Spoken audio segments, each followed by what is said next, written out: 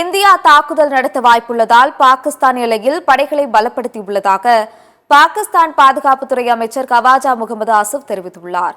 காஷ்மீர் பயங்கரவாத தாக்குதலை தொடர்ந்து இரு நாட்டு எல்லையில் பதற்றமான சூழல் நிலவி வருகிறது.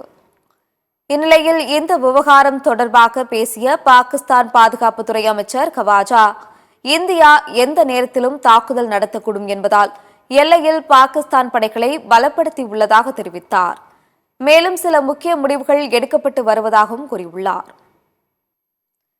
இந்நிலையில் இந்தியாவுக்கு எதிராக எந்த ஆக்ரோஷமான நடவடிக்கையும் எடுக்க வேண்டாம் என்று பாகிஸ்தான் பிரதமருக்கு நவாஸ் ஷெரீப் அறிவுறுத்தியுள்ளார்.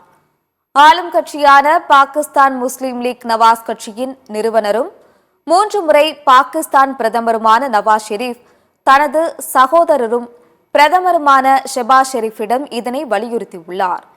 இந்தியாவுடனான பதற்றத்தை கட்டுப்படுத்த ராஜாங்க நடவடிக்கைகளை மேற்கொள்ள வேண்டும் எனவும் கேட்டுக் கொண்டுள்ளார்.